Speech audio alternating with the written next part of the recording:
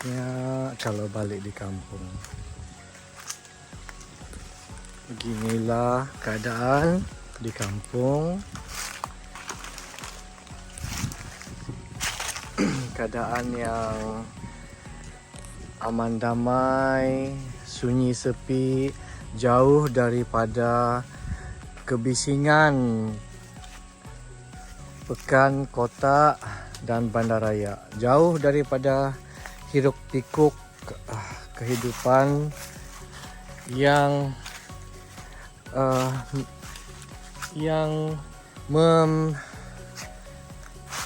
membingitkan telinga, yang sentiasa mau cepat, kehidupan yang perlu pantas. Kalau di kampung macam ni lah, aman damai, tenang. Nanti balik kerja pun best kalau tinggal di kampung. So kepada mereka-mereka yang bekerja di bandar, nanti pencen, kalau yang ada kampung tu bolehlah balik kampung dan buat macam-macam aktiviti di kampung yang best. Sedap nih kalau buat sayur, sedap kalau buat gulai, tumbuh subur semua nih.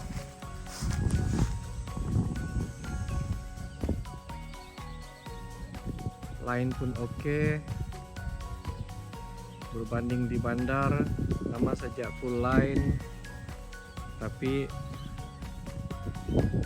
dia jadi slow sebab terlalu ramai, terlampau ramai penduduk di bandar yang menggunakan perkhidmatan yang disediakan, tidak mencukupi untuk kuota bagi semua penduduk di bandar. Di kampung best, lain laju, angin kuat, mau apa lagi.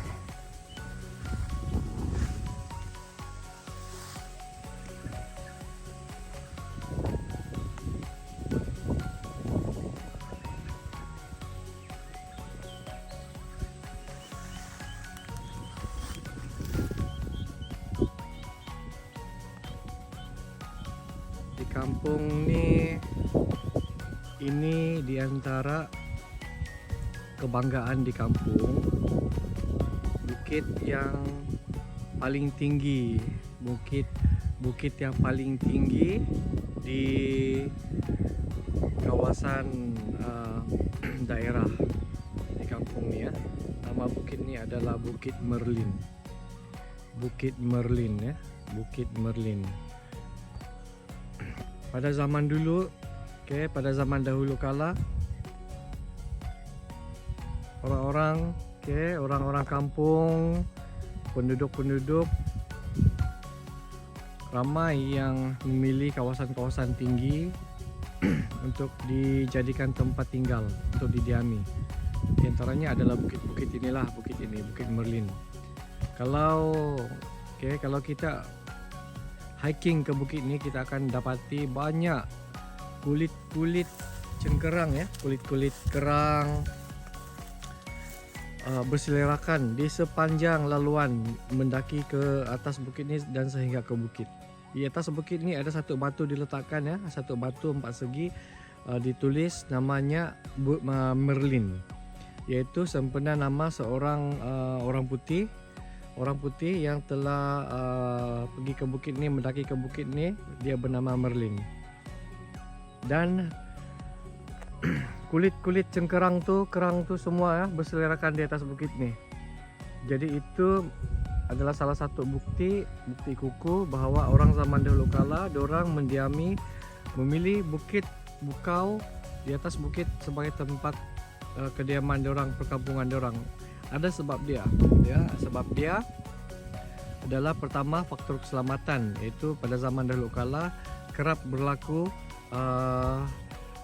berlaku peperangan di antara suku-suku kaum etnik Sebab masa tu kan belum ada pegangan agama yang kuat dan belum ada undang-undang. Jadi kaum A, etnik A dan etnik yang satu lagi, etnik B akan cuba menyerang kaum yang lain sebagai tanda untuk menunjukkan kekuatan kaum diorang. Okay, kalau kaum A itu kalah, bermakna kaum B itu adalah kuat. Jadi itulah sebab diorang tinggal memilih bukit yang tinggi, supaya apabila diorang berada di atas bukit, daripada jauh lagi diorang sudah boleh nampak, diorang boleh kesan pergerakan musuh. Jadi lebih selamat untuk diorang bertindak membuat serangan balas kepada musuh yang marah ke hadapan untuk mengancam dan untuk membunuh diorang. Okay. So di sepanjang bukit ni penuh dengan piring-piring ya. Piring-piring pada zaman dinasti China. Piring dia piring marble tau, piring marble warna putih, biasanya warna putih dan dihiasi dengan corak-corak naga. Dan saya pernah lagi terjumpa satu tajau besar, ya, tajau besar yang ditutupi dengan piring warna putih itu. Mulut tajau besar tu ditutupi dengan piring warna putih, dan telinga tajau tu ada corak naga, dan melekat di badan tajau tu juga ada corak naga. Itu adalah saya nampak tu masa pergi memburu waktu malam, dan tajau tu di dalam tanah. Itu adalah kuburan orang dulu-dulu. Ngam-ngam saya duduk di atas tajau tu lah, baru saya nampak, dan saya mengalihkan badan saya sedikit jauh daripada tajau itu. Dan waktu malam dan di sini memang banyak kuburan-kuburan dahulu kala yang menggunakan tajau ataupun dalam bahasa dusun sebagai luti. Dan di sekitar bukit ini pun ada banyak tanah tajau-tajau yang digunakan dijadikan sebagai keranda untuk mengebumikan orang-orang zaman dahulu kala. Dan di bukit ini juga terkenal ada satu tempat yang dinamakan tapak ketam gergasi yang melawan ular naga yang datang daripada laut. Dan orang zaman dulu kala tinggal di sini, dan ramai yang mati kerana ular naga itu. Tanda-tanda ular naga itu datang, angin kuat, bergelora, dan disertai dengan bunyi yang menyeramkan. Lebih kurang bunyi macam tu. Dan tak lama kemudian ular itu akan muncul daripada laut ke pantai dan mendaki ke bukit ini. Dan ramai yang mati dimakan oleh ular tu. Sehinggalah pada satu masa seorang gadis pergi ke sungai mencari lauk, dan dia menggunakan dalam bahasa dusun dia menyiud, ataupun dia menggunakan satu alat untuk menangkap ikan dan apa sahaja hidupan dalam air, sejenis netting yang kecil. Dia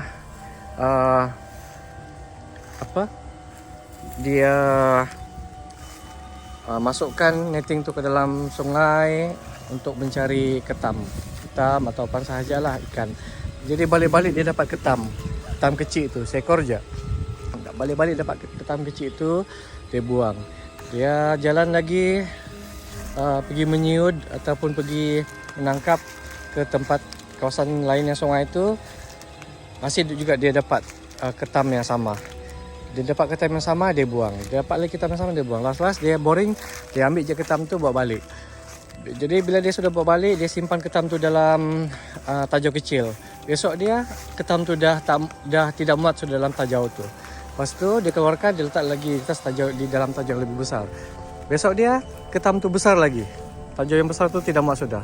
Last dia keluarkan ketam tu letak di luar. Dan besok dia ketam tuh menjadi ketam gergasi. Jadi ketam itu cakap dengan dia kata, kau ambil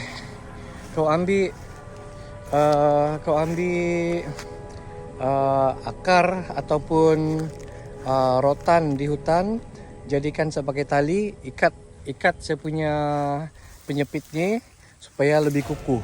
Ikatkan ke badan saya penyepit ni supaya dia jadi lebih kukuh. Nanti kalau ular gergasi itu datang, saya akan bantu untuk melawan dia. Jadi satu masa ular gergasi itu datang, ketam gergasi itu sudah bersedia untuk melawan ular gergasi itu. Maka berlawanlah diorang. Si ketam itu berjaya mengalahkan ular itu. Sebab sepit dia sudah kuat diikat oleh perempuan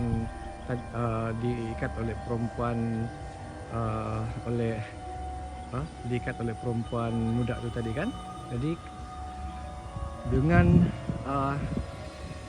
sepit yang sudah padu, sudah mantap, tidak mudah patah. Jadi maka itu menyebabkan dia lebih kuat dan berjaya mengalahkan ular gergasi itu. Jadi ular gergasi itu tidak lagi datang menyerang penduduk kampung yang tinggal di sini. Cerita rakyat. Tapi tapak itu masih ada, tapak ketam besar itu masih ada, dan tapak dan bekas-bekas bambu yang direjam ke badan ular itu masih ada tumbuh di sana di sepanjang bukit. So, ular itu kata, semasa saya berlawan nanti, kamu orang kampung, kamu orang ambil tebang pokok-pokok bulu ni, kalau dalam bahasa dusun dia sumbiling. Ya, itu adalah pokok bulu yang kecil yang biasanya kita guna untuk dijadikan joran. Pokok-pokok bulu kecil itulah diorang gunakan, potong dan tajamkan dan jadikan tombak yang digunakan untuk mencederakan ular gergasi itu ketika semasa ketam tersebut bertarung dengan ular gergasi itu. Itu juga membantu untuk membunuh ular gergasi itu. Kalau tidak, susah ketam itu mau membunuh ular gergasi itu bersendirian. So kesan dia, pokok-pokok bulu yang kecil itu tumbuh sepanjang bukit itu, menandakan ular itu mati di sana. Begitulah cerita kampung di kampung saya. Inilah bukit ya, Bukit Merlin. Ini menjadi tempat pusat hiking dulu ya. Dulu menjadi tempat pusat hiking viral ya. Jadi kawasan hiking, dan di atas bukit nih kita boleh nampak laut di sebelah bawah bukit sebelah sana. Sebelah tuh ada laut.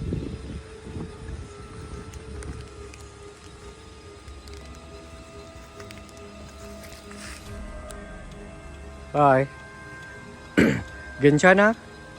Gencanayo. Itu saja untuk cerita rakyat di kampung Gencana.